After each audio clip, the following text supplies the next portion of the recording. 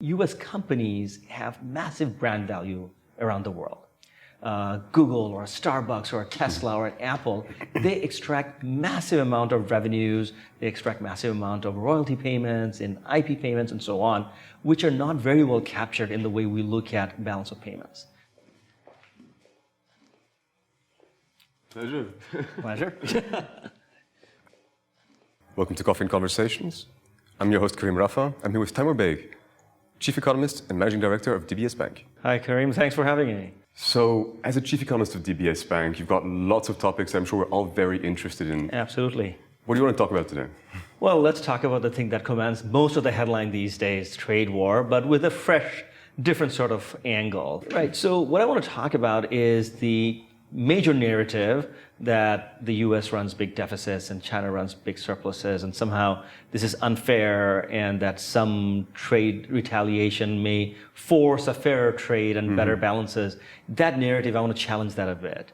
And so bear with me when I sort of throw around a couple of numbers, but I will try to keep them as minimum as possible. Please break down the old school view and the new school view for us. Sure. So over the last 20 years, the US has run very large deficits against China and the rest of the world. That's clear, no question about that. And when you add it all up, very big numbers, something like $9 trillion worth of deficits over the last 20 years. Now, to run the deficit, you have to borrow. And if you borrow, you have to pay interest on that, right? Now, over those $9 trillion of borrowing, cumulative borrowing over the last 20 years, the US should be paying something like $500 billion of interest every single year.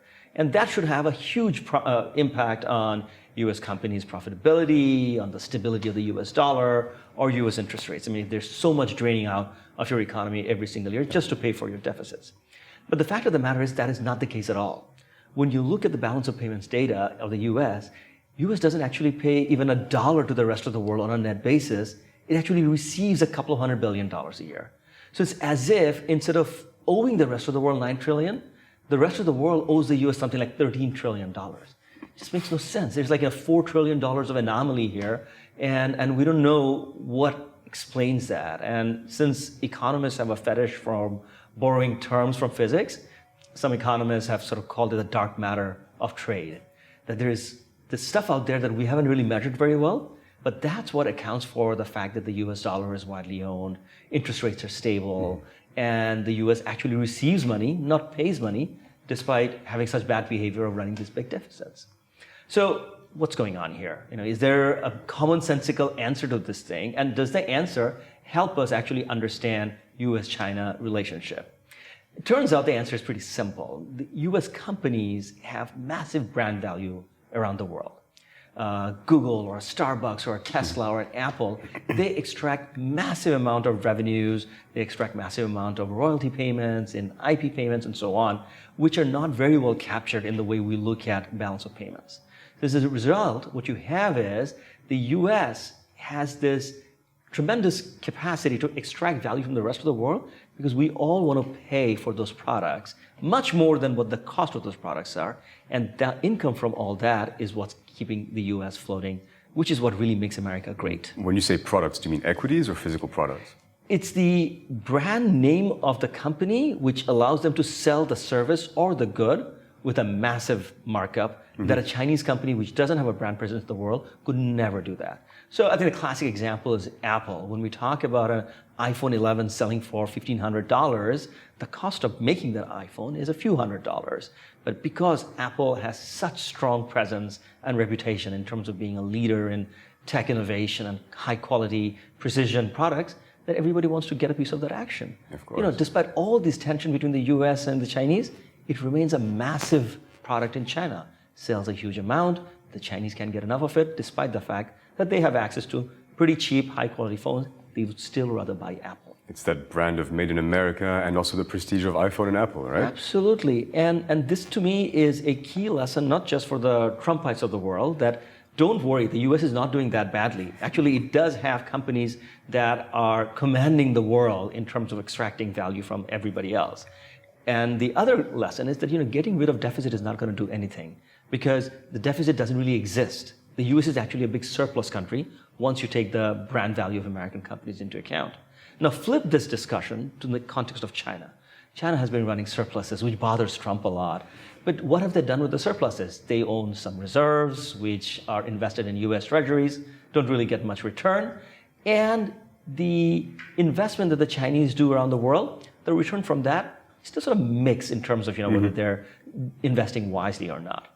Now, China does have a few world-renowned companies like an Alibaba or Tencent, but they're really successful and profitable in China. Outside of that, they're still fledgling brand entities. Historically, it's been the case for China, though, it's been reinvesting in the country itself. Correct. And Correct. profitable in the country itself, but not so much outside. That's right. Now, I'd like to be optimistic, and I'd like to think that given how large a market China is, that there will be products that are developed in China which will have fantastic application in the rest of the world. So maybe that's what's coming in the next years and decades, when China will also have high brand value in certain companies, and they will have their own dark matter. For the time being, not much. We got pretty close with Huawei, right? And then we got that product ban. I wouldn't give up on Huawei yet. Mind you, in the middle of all this 5G fight, one thing that the Americans have forgotten is that they don't have 5G capabilities. So it's really Nokia and Ericsson and Huawei who would have to sell these products, and Huawei is much, much cheaper. I recently saw an article where the management of Huawei is basically asking the Americans, if you feel that we will have backdoors and we may actually be an agent of the government of China, let us just license our software to you. You can change the code, you can monitor it on a real-time basis, but we will license it to you, buy our hardware. But if you're worried about the listening potential, espionage potential, own the software, own the operating system and run it yourself, just give us a licensing fee. So they're not giving up. And it remains to be seen if the Americans can simply say no to even an overture like that. Yeah, it's hard not to forget, that Huawei isn't only a mobile producer, but also an infrastructure producer. When it comes to 5G, they're really the leading people there, or the leading company there. I believe Russia already endorsed Huawei to set up 5G in most of the country. Correct. And the thing is that when U.S. security agencies say that, if you know what we know, you would never deal with Huawei, I think both Silicon Valley and the rest of the world's reaction is, just tell us what you know. If they really are a security threat, then the whole world deserves to know that, and so that we can take remedial action.